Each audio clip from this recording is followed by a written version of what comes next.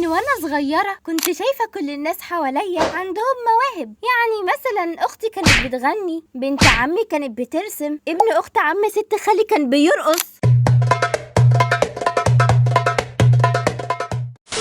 طب وانا فضلت افكر كتير، هو انا كمان ليه ما عنديش موهبة؟ قلت مثلا اجرب اغني، يمكن يكون عندي موهبة مدفونة. قادر تندمني على الايام، على عمري ضيعته على الاوهام. No, God!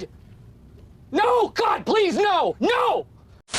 بعد أبحاث ودراسات علمية معمقة جدا استخدمت فيها قانون نيوتن الرابع زائد رقم منطقتنا زائد رقم البقال اللي تحت بيتنا، ولما جمعت ده كله سوا الناتج طلع 27.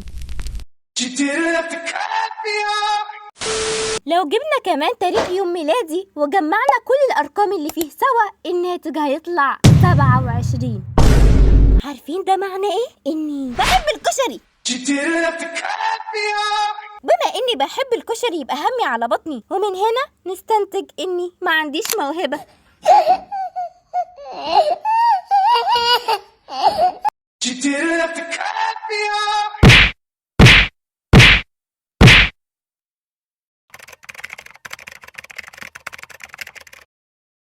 من وانا صغيرة كنت بحب مسلسل ميراكلز جدا، وكنت بتفرج عليه حرفيا ما كنت سايبة حلقة ما سمعتهاش. من كتر حبي فيه رحت عملت بيدج على الفيسبوك سميتها عشقة الميراكلز، هي لسه عندي لحد دلوقتي. فساعتها كنت كمان انضميت لجروبات تليجرام. هنا بقى دي كانت النقطة اللي غيرت حياتي حرفيا. جروبات التليجرام دي بتاعت ميراكلز، ساعتها قبلها بشوية كان نزل حلقة لندن بتاعت ميراكلز. ما حدش يقول لي بقى من ايه ميراكلز ده، روحوا ابحثوا على ميراكلز، مين اللي مش هيكون عارفه يعني. فشوية اطفال كانوا في الجروب بتاع ميراكلز ده قالوا ان هم هيدبلجوا حلقة لندن.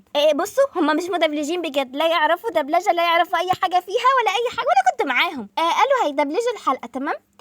كانوا بقى بيجمعوا كده شوية اطفال معاهم علشان كمان ياخدوهم يعملوا الحلقة. فلقيتهم كمان بيبعتوا لي يقولوا لي يلا عشان تاخدوا شخصية معانا. مين اللي حبيبي اللي هتاخد شخصية معاكم؟ انتوا شايفين ده منظر صوت ينفع في الدبلجة؟ ايوه انا حرفيا قلت لهم كده، قلت لهم يا جماعة صوتي وحش جدا، ما ينفعش في حاجات زي دي، انا صوتي ما ينفعش خالص، انا ما عنديش موهبة دبلاج، ما عنديش اي حاجة حرفيا، انا ما كانش عندي ثقة بربع جنيه في صوتي اصلا. انا قلت لكم ده قبل كده، قلت لكم ان انا صوتي زمان كان صغير جدا وما كانش حلو، يعني انا دلوقتي راضية عن صوتي صراحة وبحبه، سواء عجبكم ولا لا، يعني هو حلو وبحبه. فقلت لهم شوفوا حد طيب صوته ينفع في الدبلجه، انا ما عنديش موهبه، ما ينفعش انا في الدبلجه دي، ايه الدبلجه دي يا جماعه، ما عنديش الموهبه دي، لا هم اصلا كمان لا كان ليهم في الدبلجه ولا كان يعرفوا فيها، هم شافوا هم بيحبوا ميراكلز، خلاص يلا بينا نعمل صوتهم، يلا هو خلاص هو كده. فقالوا لي جربي، طيب جربي.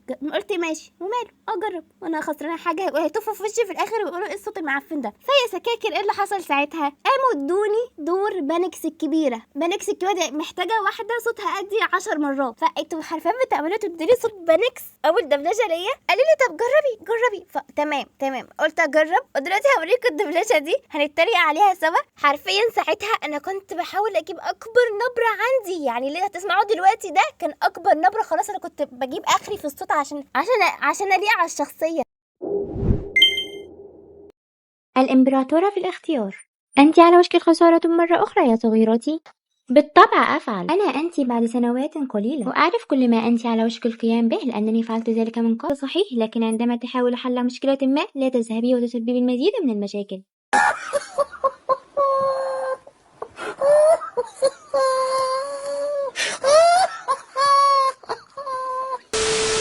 هو ايه الهربشه دي؟ انتوا اكيد واخدين بالكم، يعني انا حرفيا لا صوت لا لغه، انا حرفيا كنت بقرا الترجمه بس، انا ما عملتش اي حاجه غير ان قريت الترجمه. المشكله حرفيا ان ساعتها قالوا لي ايه ده، انت ازاي صوتك راكب عليها كده، ايه التحفه دي، واو. حرفيا عملوا كده، انا خدت الثقه في نفسي ساعتها، كنت فوق السحاب، كنت طايره فوق السحاب، انا بقيت عندي موهبه، انا بعرف ادبلج. فمن الثقه اللي كانت فيا رحت عملت رحت دبلجت مارينيت، وكانت اول دبلجه ليا المارينيت، هسمعها لكم دلوقتي عشان نتريق عليها سوا برضه.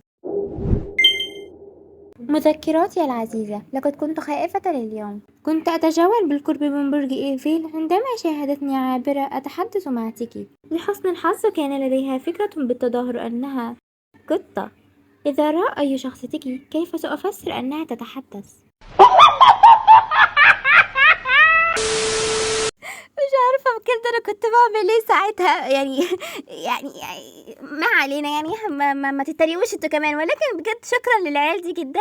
شكرا ليهم جدا، يعني شكرا لكم جدا جدا، انتوا عرفتيني الدبلجه لان انا بقت من الحاجات اللي بحبها جدا جدا جدا. المهم نكمل القصه. عملت الفيديو ده، خدت الثقه في نفسي برضه وفضلت مكمله كده لحد اللحظه الحاسمه ان ساعتها دخلت جروب مدبلجين، حرفيا كانوا مدبلجين. انا دخلت كده معاهم، واو انا كنت زيرو بالنسبه لهم، كانوا بجد مدبلجين اللي هم محترفين جدا، انا لحد دلوقتي اعرفهم واصحابي، فبشكرهم برضو كانوا ان هم اللي علموني الدبلجه بجد، وعلموني اساسيات الدبلجه وايه هي الدبلجه. هم حرفيا عرفوني الانمي، انا ما كنتش اعرف، يعني انا كنت بشوفه كده من بعيد ايه الكرتون ده، لكن لقيتهم بيدبلجوا لقطات من انمي وحاجات، حرفيا عارفين الحاجات اللي فيها قتال كده، فانا كان بالنسبه لي ايه ده، هم ازاي بيصرخوا كده اكن الصوت لي على الشخصيه جدا، هم كانوا محترفين جدا بالنسبه لي. فبعدها فضلت اتعلم واتدرب، وكان عندي شغف صراحه ان انا اوصل بسرعه زيهم. الكلام ده حرفيا من سنه، يعني انا كنت بادئه دبلجه من سنه بالظبط، بس انا ما كنتش بستمر، يعني انا حد يبدا دبلجه في ثالثه ثانوي بذمتكم؟ انا بدات دبلجه في ثالثه ثانوي، محدش يعمل زيي بجد، محدش يعمل زيي. فلاني كنت بادئه في ثالثه ثانوي دي كانت غلطه كبيره جدا مني، فاضطريت ان انا اعتزل فتره حلوه يجي 4 شهور كده في النص، في فتره الامتحانات وكده. ورجعت تاني بعد امتحانات خلصت، اللي هو من قريب يعني مش من بعيد قوي يعني. بس في الفتره اللي قبل ما اعتزل فيها انا كنت بقى ايه، كل ما اتطور ادخل فروق بقى، وادخل فروق دبلجه، اتعرف على مدبلجين جداد، ادبلج معاهم.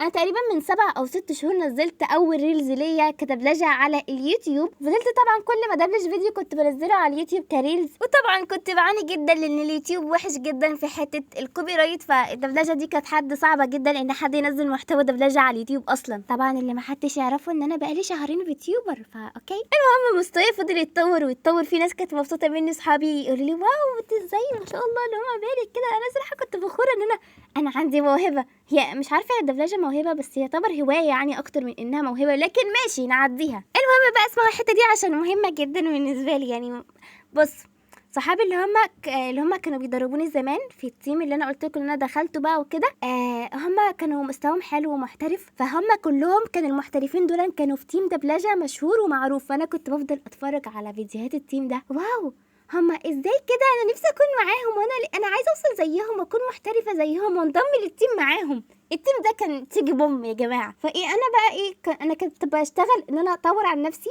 ومن ناحيه تانية عايزه انضم معاهم للتيم، يعني سواء قبلت اترفضت عادي، الدنيا مش هتقف على تيم، ده مجرد تيم برضو في الاول والاخر، ولكن انا كنت بحبه برضو، كان في صحابي، فاللي هو انا عايزه ادخل معاكم ماليش دعوه. ففضلت اشتغل على نفسي واطور من نفسي. طبعا التيم ما فيهوش وسط ان انا بقى اقول لهم انا صاحبتكم ودخلوني معاكم، لا طبعا لازم يدخلوا ناس محترفه ومستواها حلو. ففضلت اشتغل على نفسي، ولما حسيت ان انا مستواي اتطور، هم فعلا صحابي قالوا لي جربي بقى تقدمي كده على تيم، فرحت بكل ثقه قدمت. تمام، انا بعت لهم، قدمت ازاي، ان انا ببعت لهم فيديوهاتي الخاصه بيا بالدبلجه. تمام، كان لازم يكون بقى فيديو فيه اداء، وفيديو اللغه سليمه، وفيديو الحاجات دي، فبعتها لهم. ايه اللي حصل؟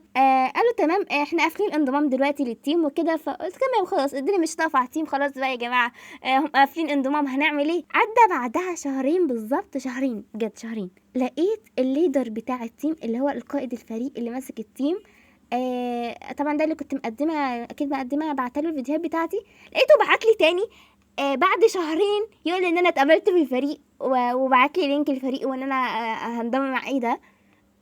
انا كنت مقدمه من شهرين، انا كنت قربت انسى الموضوع، فانا كنت مصدومه كده، انا بجد هنضم معاكم بجد خلاص الفريق ده اللي فيه اصحابي اللي انا بحبه هنضم معاكم؟ ايوه هو ده الفريق، ولا خلاص انت مش عايزه هاخد؟ لا بجد انا هنضم خلاص. فكانت لحظه بجد حلوه جدا بالنسبه لي، فرحت جدا، يعني اللي هو انا بصحى يا جماعه خلاص، انا بقيت زيهم، انا اللي هم كانوا بيدربوني بقيت زيهم ومعاهم، يعني حاجه حلوه جدا، وانا بحب الدبلجه وبحب اصحابي وبحب كل حاجه وبحبكم انتوا يا سكاكر. فالمهم بقى الموضوع تطور لدرجه ان انا اتهورت وعملت تيم. التيم ده فضل عدده يكبر شويه بشويه، لحد ما انا ذات نفسي بقيت انا اللي بدربهم وبعلمهم ايه هي الدبلجه وكده. بعدها لحد ما وصلنا للحظتنا هذه. بصراحه انا ما عادش بدبلج كتير زي الاول، ولكن انا حابه الفتره الجايه احاول اركز على الدبلجه شويه، لان انا بجد وحشني الدبلجه، بس المشكله ان انا الفتره دي بكون مشغوله جدا جدا يعني. دي كانت قصتي مع الدبلجة يا سكاكر. فلو تكونوا عايزين تبدأوا دبلجة، حاجة جميلة جدا، تقدروا تبدأوا من أي شخص يقدر يدبلج، فأنتوا كمان تقدروا تدبلجوا. لو حابين انزل لكم خطوات الدبلجة أو شرح دبلاج أو إيه هي أساسيات الدبلجة، قولوا لي في الكومنتات. وكمان لو حابين تسمعوا قصتي كفيديوبر هقول لكم برضو، أنا شخص بقى عايزة أحكي لكم بقى يا سكاكر. وبس كده، ده كان طلبكم إن أنا أحكي قصتي مع الدبلجة. وبس بما إننا وصلنا لنهاية الفيديو، ما تنسوش تعملوا لايك وفولو للقناة عشان يوصل لكم كل جديد يا شوية سكاكر.